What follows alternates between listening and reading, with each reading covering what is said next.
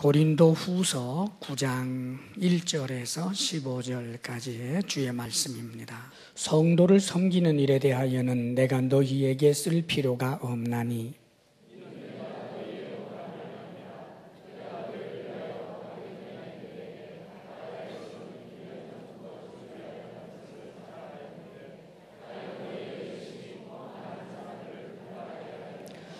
그런데 이 형제들을 보낸 것은 이 일에 너희를 위한 우리의 자랑이 헛되지 않고 내가 말한 것 같이 준비하게 하려 함이라.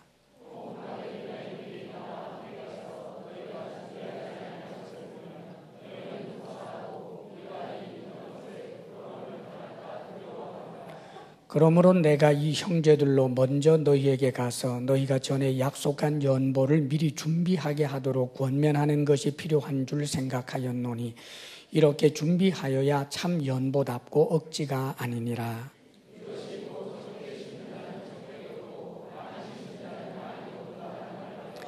각각 그 마음에 정한 대로 할 것이요 인색함으로나 억지로 하지 말지니 하나님은 즐겨내는 자를 사랑하시느니라.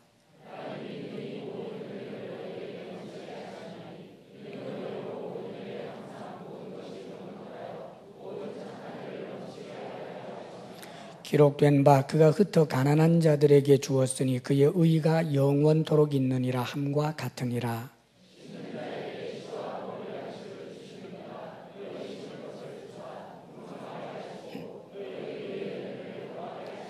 너희가 모든 일에 넉넉하여 너그럽게 연보를 함은 그들이 우리로 말미암아 하나님께 감사하게 하는 것이라.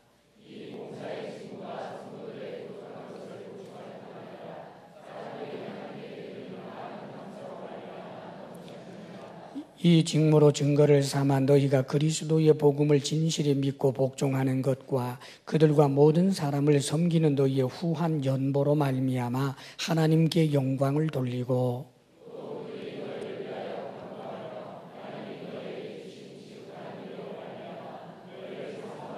다 같이 말할 수 없는 그의 은사로 말미암아 하나님께 감사하노라. 아멘. 글로디오 이제 로마 황제 시절에 그 예루살렘에 아주 엄청난 기근이 있었어요. 그 엄청난 기근 때문에 예루살렘에 이제 많은 사람들이 아주 곤핍하게 이제 지내게 됐는데, 그때가 이제 그 예루살렘 교회뿐만 아니라 예루살렘 교회로 인해서 이제 수많은 이제 교회들이 생기게 되죠. 예루살렘 교회가 핍박을 받으면서 이제 흩어져서, 그다음에 사도들과 그런 평신도들이 곳곳에 다니면서 특별히 바울을 중심으로 해서 로마 제국이라고 하는 거대한 그 제국 내에서 원래는 수많은 나라들이었지만 그래서 나라와 나라 사이를 다니기가 쉬워졌잖아요. 또 도로도 좋고 또 치안도 잘 돼 있고 그렇게 해서 이제 교회 초창기에 그 복음을 전하는 일이 아주 왕성했습니다.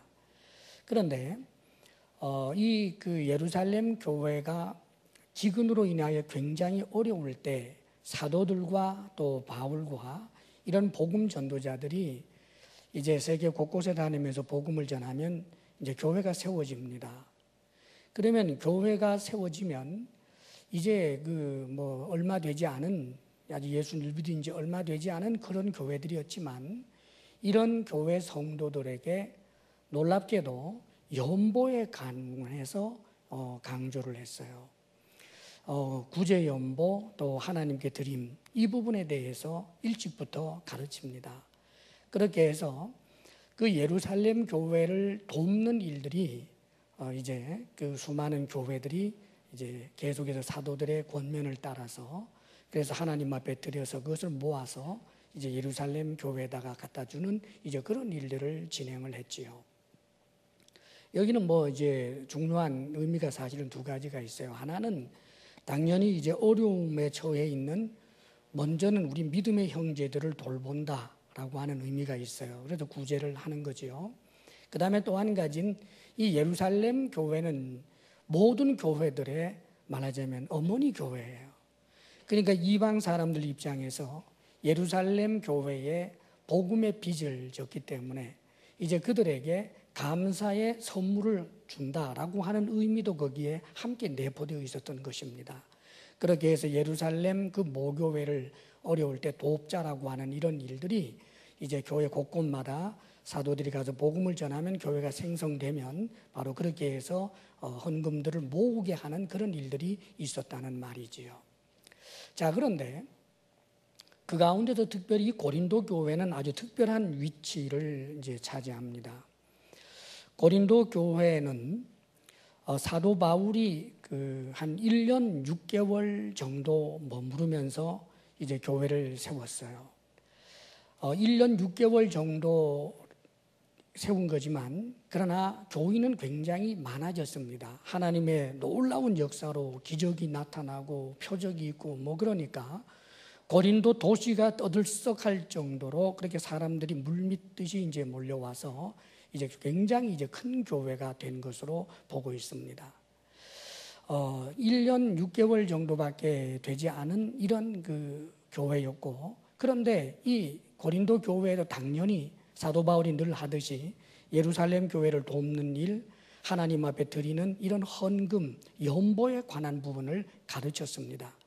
그런데 고린도 교회 성도들이 은혜를 받았기 때문에 당연히 우리가 그렇게 해야지요 하면서 이제 이 고린도 교회 성도들이 이 연보에 참여해서 이제 그것을 시작을 하고 있었던 것입니다. 그러다가 그만 이 교회에 문제가 생겼어요. 1년 6개월을 교회를 세우고 난 다음에 사도 바울이 고린도 교회를 떠나서 이제 다른 지역에 가서 복음을 전하는데 그동안에 고린도 교회에 율법주의자들이 들어와서 흔들어 놓는 바람에 교회에 이제 분쟁이 일어났단 말이죠. 자, 분쟁이 일어났기 때문에 이제 계속해서 연보하던 것들이 중단이 된 상태예요. 교회가 분쟁이 일어나는데 뭔 은혜가 있어야 헌금을 하든지 말든지 할 것 아닙니까? 그러니까 당연히 헌금하고 연보하던 것들이 중단이 된 그런 상태에 있었다는 말이죠.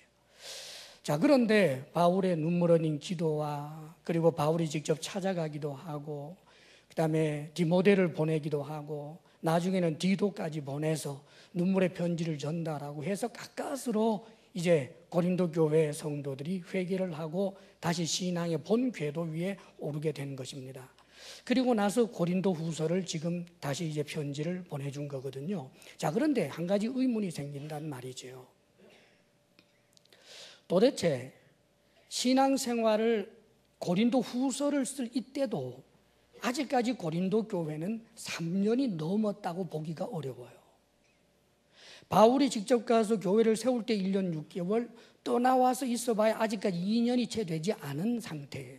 지금 수습이 됐다고 할지라도 고린도 교회 역사 자체가 3년도 되지 않고 더더군다나 바울하고 심각할 정도의 위기가 있었는데 이제 이 위기의 문제가 해결이 된 이 마당에 아직까지 예수 믿은 지도 얼마 되지 않았고 분쟁도 있었던 이 교회에 하필이면 이런 헌금 문제를 이야기할 필요가 있었을까 하는 그런 의문을 가져볼 수 있습니다. 여러분 그렇지 않습니까? 옛날이나 지금이나 하나님 앞에 드림과 이웃에게 나눈다라고 하는 이 부분에 대해서 부담이 없을 수는 없어요. 사람은 다 물질에 대해서 소중히 여기는 것이 있기 때문에 누구나 다 부담이 되는 얘기란 말입니다.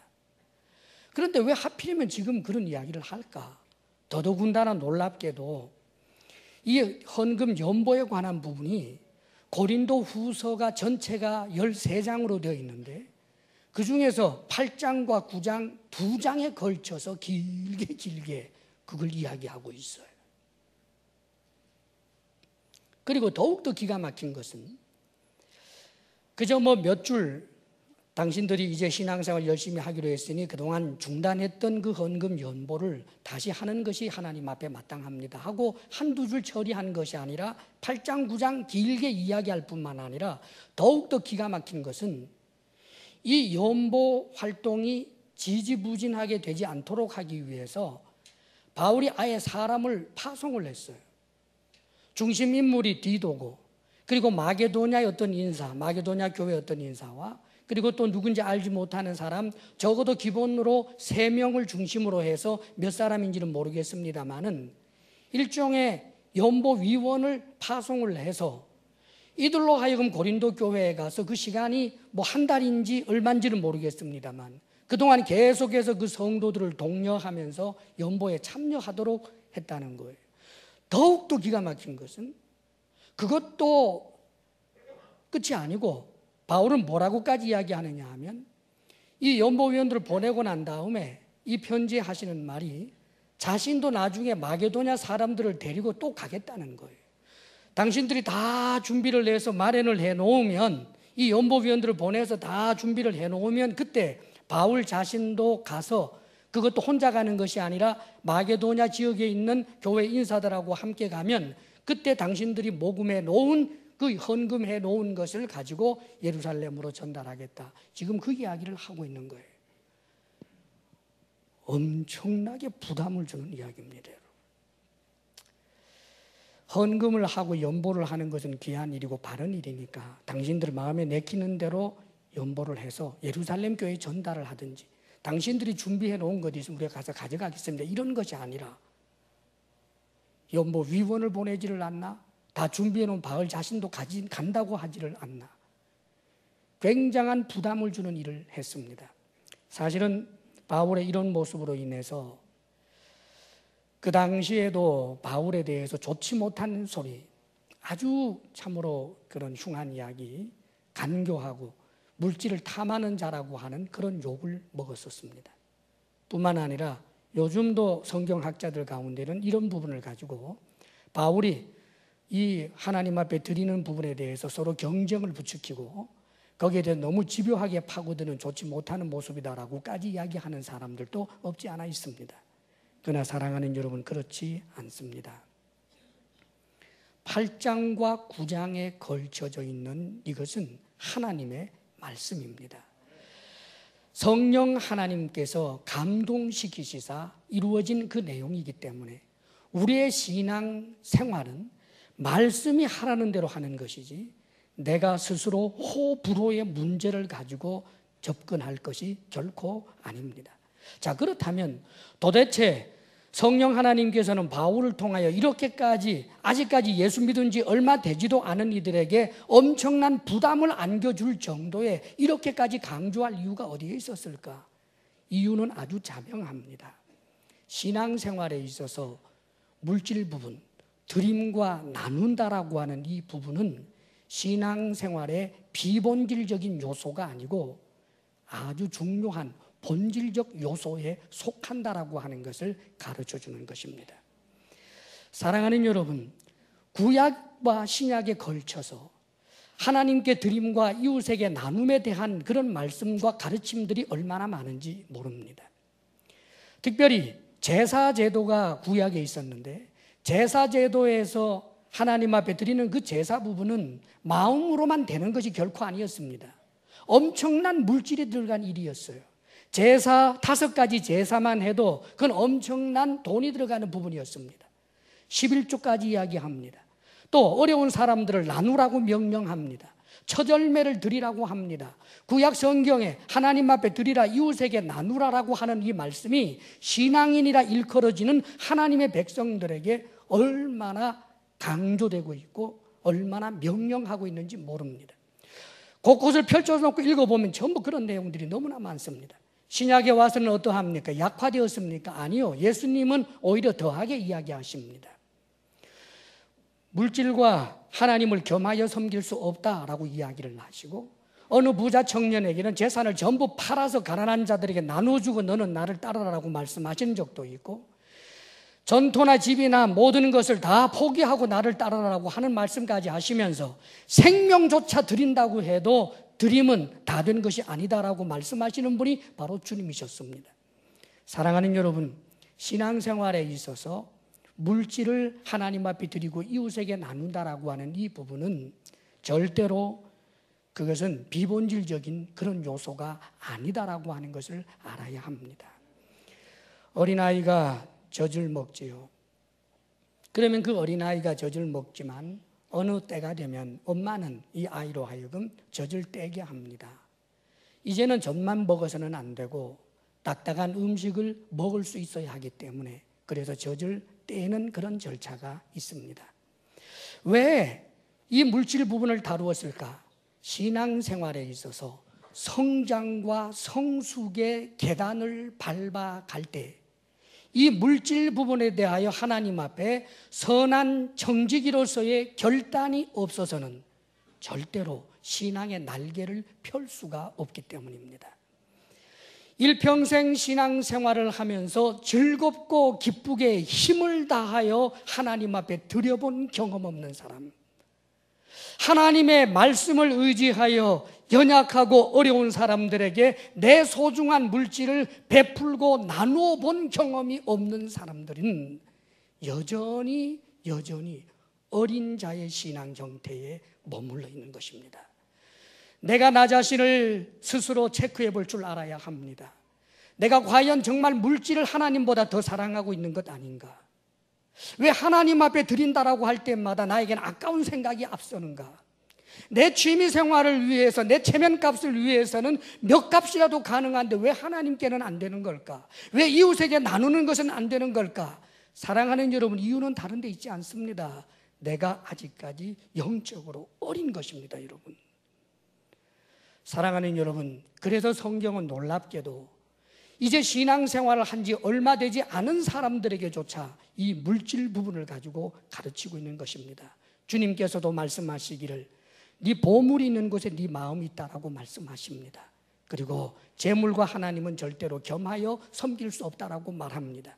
사랑하는 여러분, 물질에 대하여 집착하는 것, 이것을 완전히 놓아버리고 물질을 지배하고 다스릴 수 있는 진정한 자유인이 되지 않고서는 우리는 신앙의 성숙을 꿈꿀 수가 없는 것입니다. 그러기에 중요하게 다루는 것입니다. 주의 말씀이 여러분들에게 아멘이 되시기를 주의 이름으로 축복합니다. 아멘.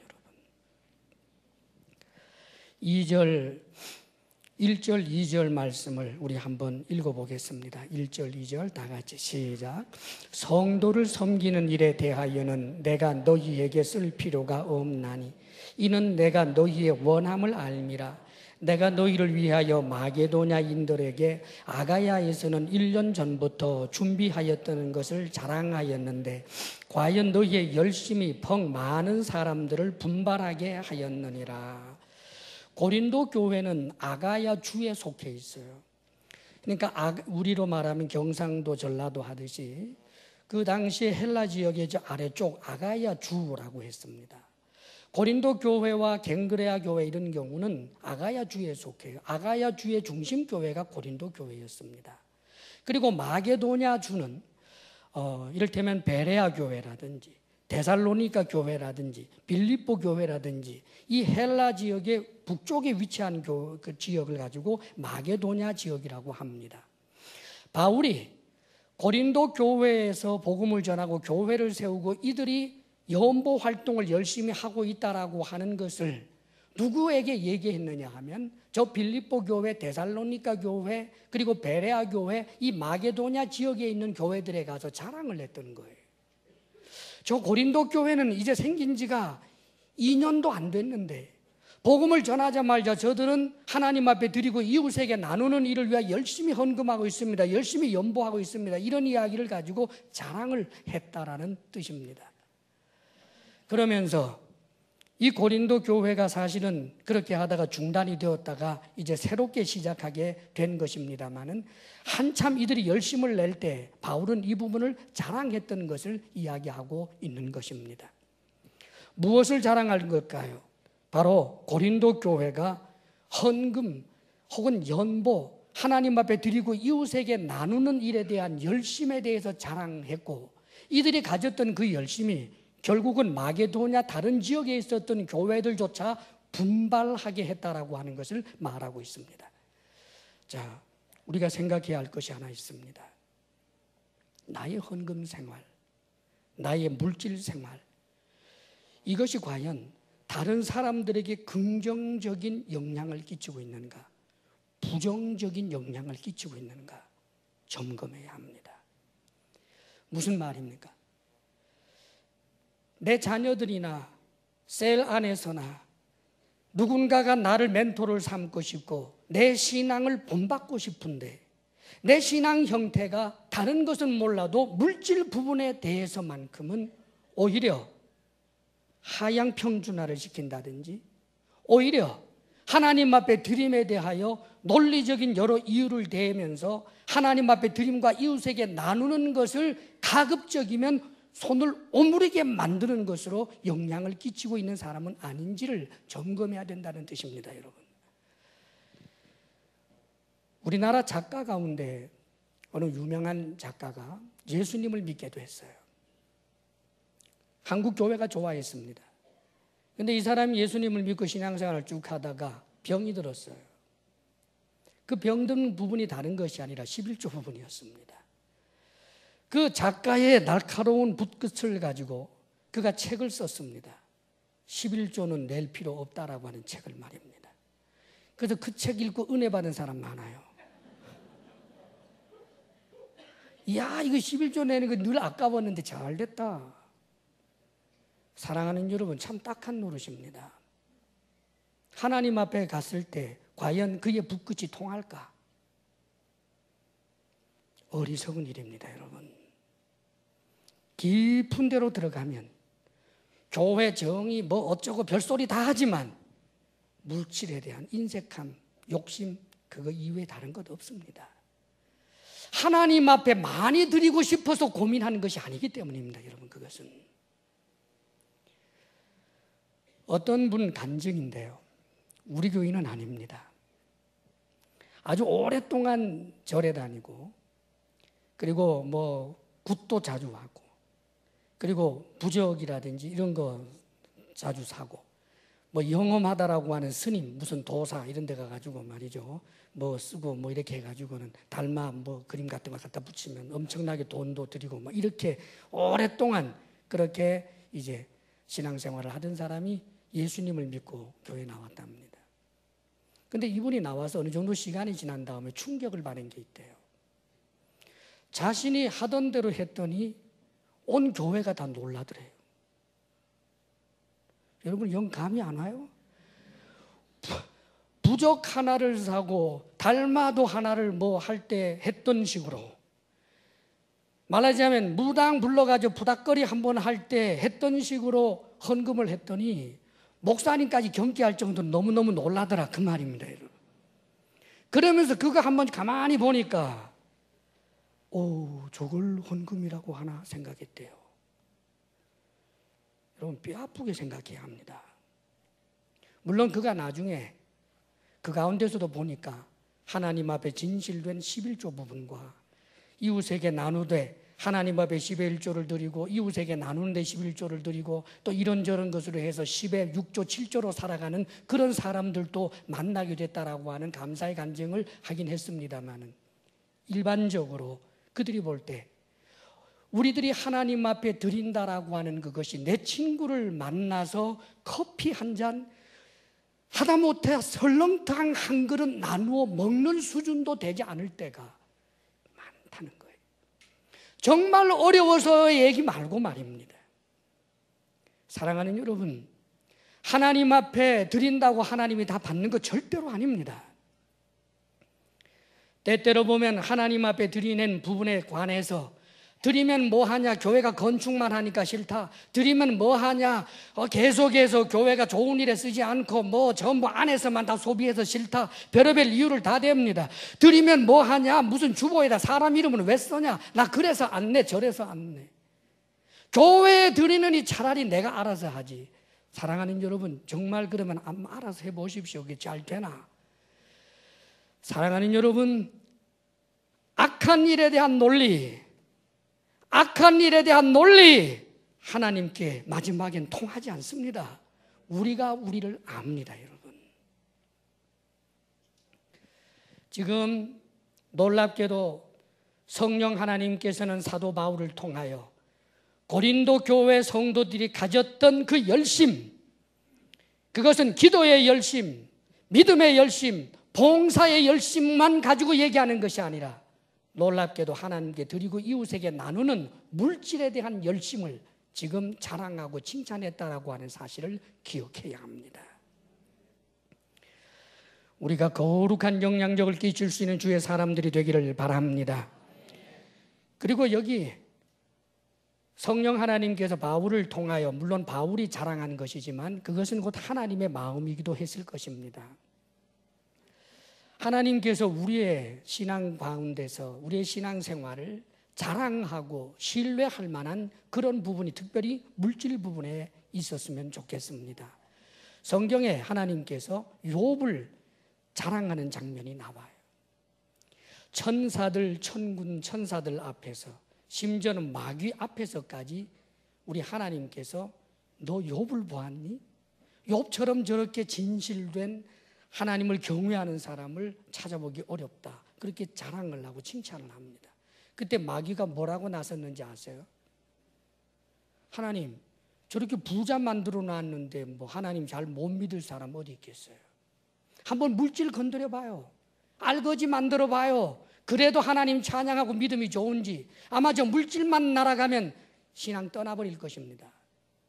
근데 하나님께서 네 마음대로 하라 그랬어요. 목숨은 건드릴 수 없다. 네 마음대로 하라.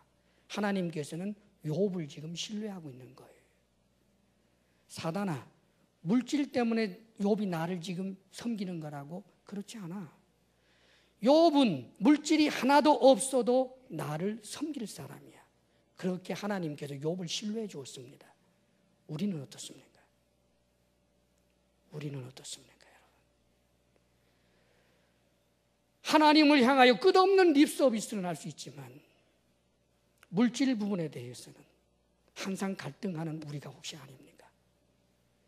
하나님을 섬긴다고 하지만 또 다른 하나님인데 그게 물질이고, 하나님을 믿는다고 하는데 사실은 내가 정말 의지하는 것이 물질이라면 우리는 하나님 앞에 얼마나 부끄러운 존재인 것입니까? 저도 여러분도 이 물질 부분에 대하여 하나님께서 신뢰하고 하나님이 자랑할 만한 그런 사람이 될 수 있기를 바랍니다. 우리의 중심을 보시는 분입니다, 여러분. 우리 예수님께서 유대인들을 향하여 이렇게 말씀을 하셨습니다. 엘리야 시대에 수많은 문둥병자가 있지만 나음을 입도록 선지자를 만나게 하신 이는 나만 한 사람밖에 없었다. 엘리야 시대, 그리고 또 역시 엘리야 시대에 수많은 과부가 있었지만 엘리야의 보내심을 받은 여인은 사르밧에 있는 한 과부밖에 없었다. 그렇게 말씀합니다. 무엇을 말하는 걸까요? 수많은 과부 있었어요. 그런데 왜 하나님께서 그 사르밧에 있는 그 과부에게 엘리야를 보냈을까? 하나님은 그 과부의 마음을 알고 있었기 때문입니다. 다른 사람들을 알기 때문입니다.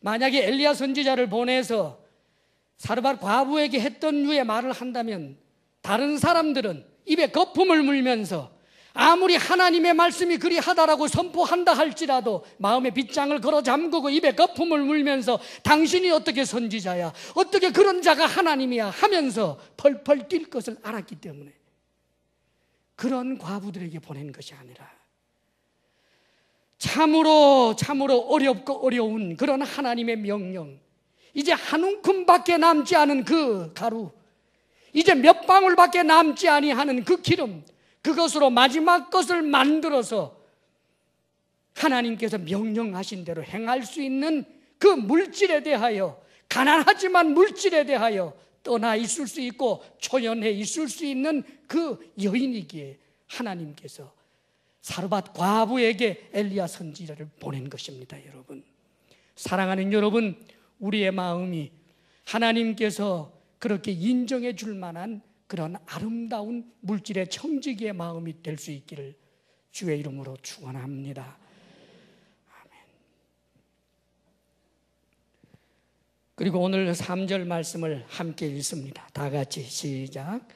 그런데 이 형제들을 보낸 것은 이 일에 너희를 위한 우리의 자랑이 헛되지 않고 내가 말한 것 같이 준비하게 하려 함이라. 자, 바울이 예루살렘 교회에 보내야 할 그런 헌금, 연보를 이제 준비하도록, 놀랍게도 조금 전에도 말한 것처럼 먼저 3사람 혹은 그 이상을 보냈단 말이지. 그런데 그 보낸 이유를 이야기하고 있습니다.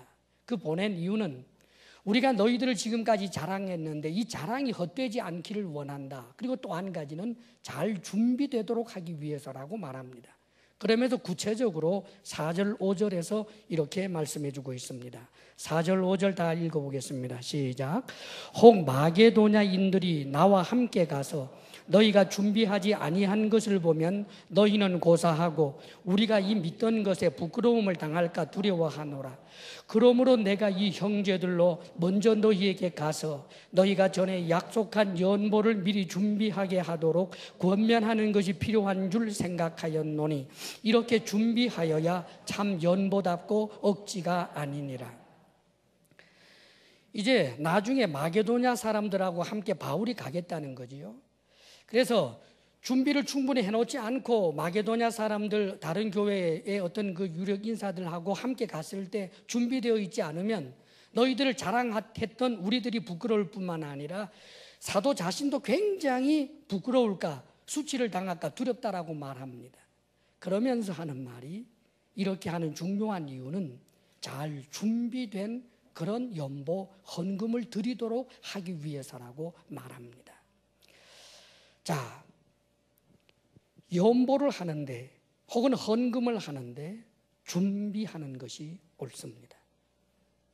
이 연보라고 하는 말이 오늘 5절에 나오고 있는데 이 연보는 헬라어로 율로기안이라고 하는 단어예요. 그런데 놀랍게도 이 율로기안이라고 하는 단어는 다른 성경 구절에서는 똑같은 율로기안이지만 복으로 번역을 하고 있습니다. 로마서 15장 29절에 내가 너희에게 나아갈 때 그리스도의 충만한 복을 가지고 갈 줄을 아노라. 여기서 충만한 복을 이야기할 때 역시 율로기안, 지금 연보라고 번역된 바로 이 헬라 원어를 쓰고 있어요. 율로기안을 가지고 가노라. 복을 가져간다는 말이지요. 연보가 뭐라고요?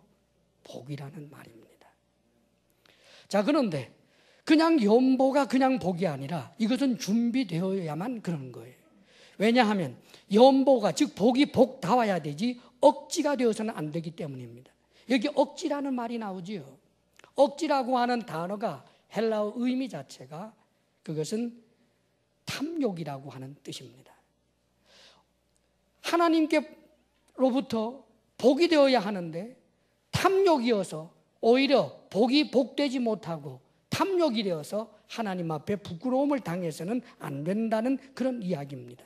다시 말하면 탐욕 때문에 인색하게 억지로 드리는 연보가 되어서는 안 된다, 그런 말이죠.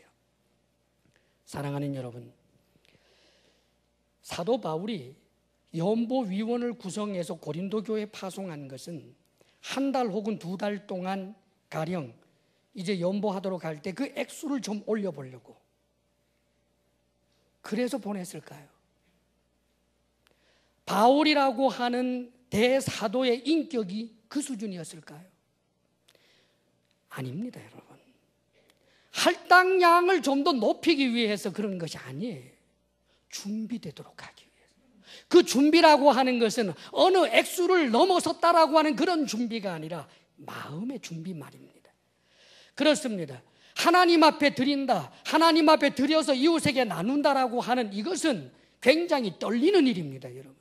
하나님이 누구신데 하나님 앞에 우리가 무엇인가를 드려서 이웃에게 나눈다라고 할 때 그 자체가 예전적인 의미를 갖는 엄청난 일인데, 준비되지 않은 상태에서 내가 시혜를 베푼다는 의미에서 내가 있는 것 가운데서 그저 내가 강한 자가 되어서 약자에게 무엇인가 하나를 툭 던져준다라고 하는 그런 의미로 해서는 안 되기 때문입니다.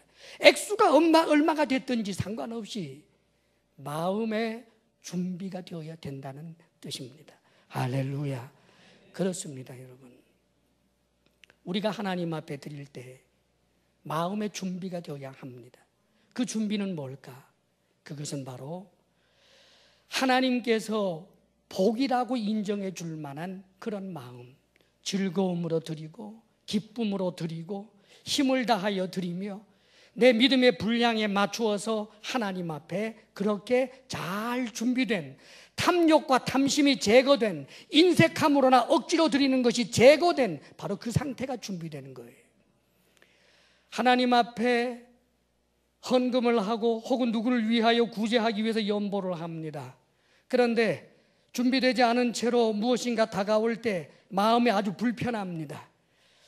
속도 상합니다. 준비되지 않은 마음으로 드리는 것입니다. 하나님이 안 받습니다, 여러분. 하나님은 거지가 아닙니다, 여러분. 불쾌하게 여기면서 드리는 그 예물이 예물일까요? 바울은 지금 그것을 경계하는 것입니다. 그래서 그 연보위원들, 헌금위원들이 가서 했던 일이 뭘까요? 아마 끊임없이 기도했을 것입니다. 끊임없이 하나님의 말씀을 선포했을 것입니다. 그렇게 해서 내 마음이 은혜와 감사로 충만해져서 내 것을 받아주시니 감사합니다. 하나님께서 내게 주신 것 가운데 내가 이웃을 향하여 나눌 수 있으니 감사합니다. 감사와 기쁨으로 충만한 상태로 드려지는 바로 그것, 그 마음을 준비하도록 한 것입니다. 사랑하는 여러분, 우리가 이렇게 헌금해야 합니다. 잊지 않아야 합니다. 계속해서 6절에 이런 말씀을 해주고 계십니다. 함께 읽겠습니다. 시작. 이것이 곧 적게 심는 자는 적게 거두고 많이 심는 자는 많이 거둔다 하는 말이로다. 적게 심는 자는 적게 거두고 많이 심는 자는 많이 거둔다. 10만 원을 심으면 100만 원쯤 거두고 100만 원쯤 심으면 1억쯤 거둔다. 그런 이야기입니까? 그건 이단들이 하는 소리입니다. 적게 심는 자는 적게 거두고 많이 심는 자는 많이 거둔다라고 말할 때 적다 많다라고 하는 것은 그 물질의 액수를 말하는 것이 아닙니다. 물질의 다과를 말하는 것 절대로 아닙니다. 다소를 말하는 그런 이야기 아닙니다. 여러분. 무엇을 말할까요? 우리 하나님 앞에 사실상은 그 어떤 것도 많다라고 할 것이 없습니다. 빌 게이츠처럼 부자여서 전 재산을 수십조를 하나님 앞에 드려도 하나님이 그걸 많다라고 하겠습니까? 천지가 하나님 앞에는 티끌처럼 적은 것입니다. 그 어떤 것도 하나님 앞에는 많은 것이 없습니다. 그러나 과부의 2 렙돈은 하나님에게 큰 것이었습니다. 많은 것이었습니다. 엄청난 부자가 수조쯤 되는 부자가 하나님 앞에 들여서 누구를 구제한다라고 할 때 1,000만 원을 냈습니다.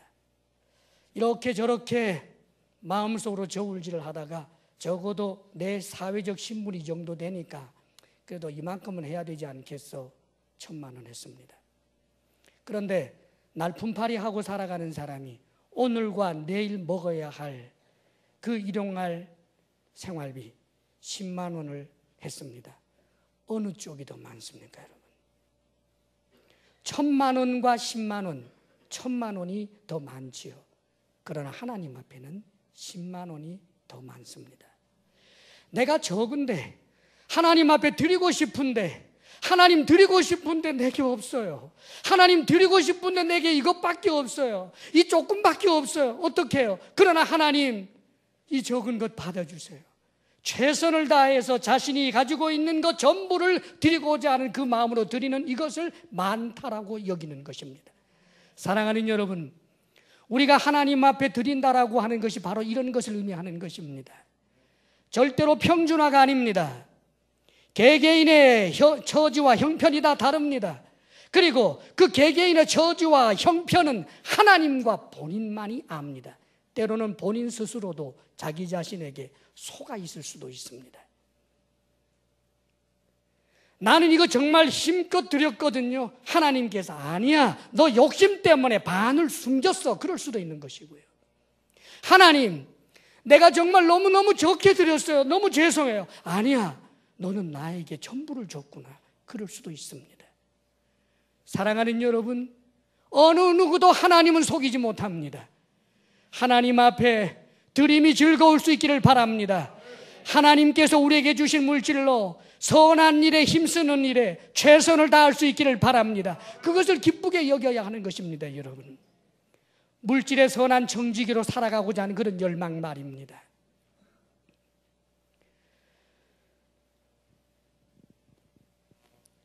여기 적다라고 하는 이 말이 헬라 원어상의 의미가 아껴서 인색하게라고 하는 뜻을 함께 내포합니다. 그게 적다는 거예요.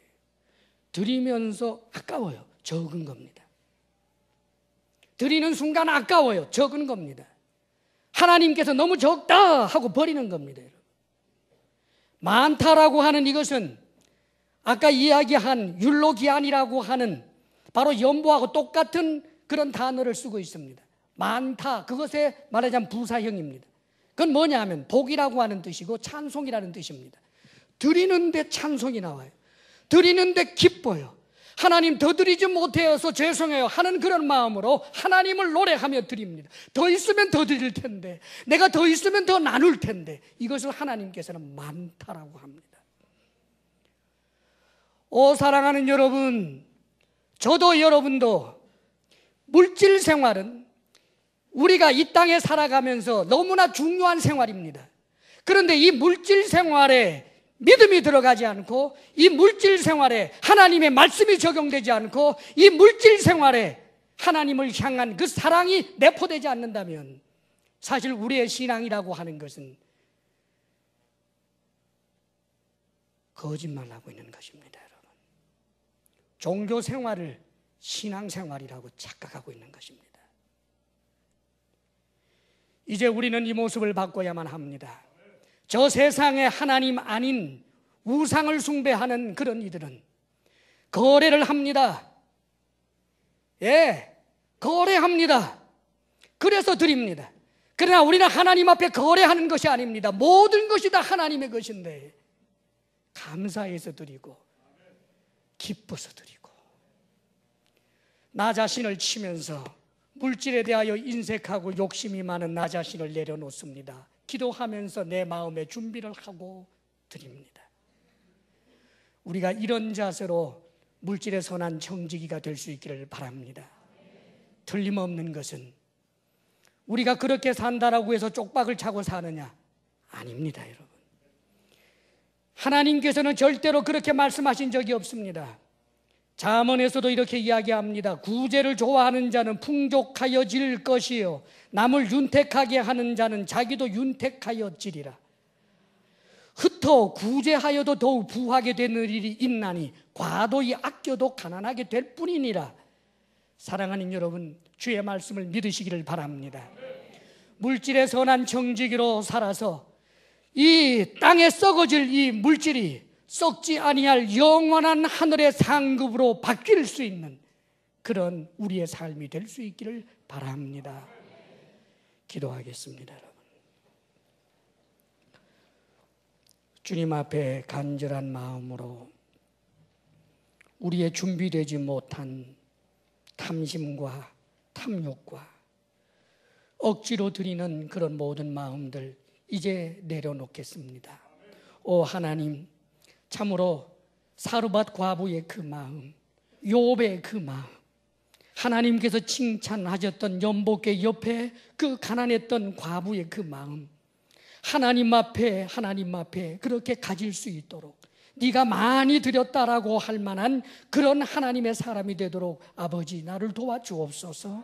이 시간 주님 앞에 간절히 결단하며 기도할 수 있기를 바랍니다. 아버지 하나님, 하나님의 영광이 온 땅에 충만한데 우리는 때때로 우리의 생활이 우리의 뜻대로 되지 못한다 하여 하나님 없다 합니다.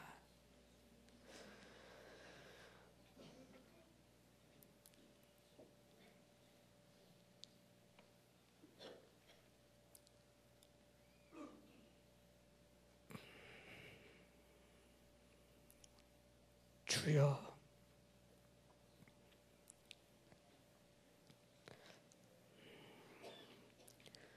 물질을 하나님 삼은